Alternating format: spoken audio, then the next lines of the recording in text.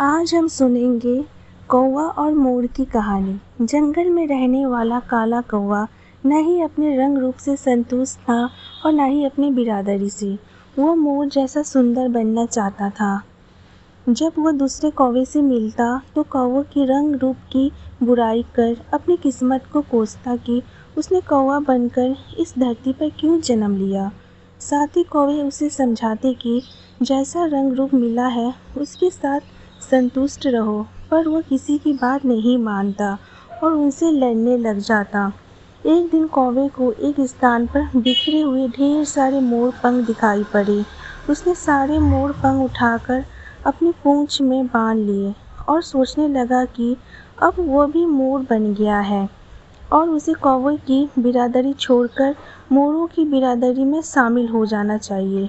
वह अपने समूह के सरदार के पास गया और अकड़ कर बोला, सरदार, जैसा कि आप देख ही रहे हैं कि मैं अब मोर बन गया हूँ, इसीलिए आपको बताने आया हूँ कि मैं कौवों की बिरादरी छोड़कर मोरों की बिरादरी में जा रहा हूँ।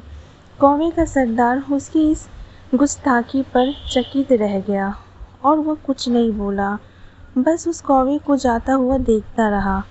कौवा मोरों के पास पहुंचा, वह साबित करने के लिए कि वह भी मोर बन गया है। वह उनके सामने अपनी पूंछ दिखा दिखाकर घूमने लगा। उसकी सोच थी कि वो मोरों से भी सुंदर दिखाई दे रहा है, इसलिए उसे देख मोर उसे अपनी बिरादरी में शामिल होने जरूर बुलाएंगे। मोरों ने जब उसे मोर पंख अपनी पूंछ में बांधकर घूमते हुए देखा तो उस पर खूब हंसे। फिर उन्होंने सोचा कि आज इस कौवे का मोर बनने का भूत उतारते हैं। उसके बाद उन्होंने मिलकर कौवे की बहुत धुनाई की।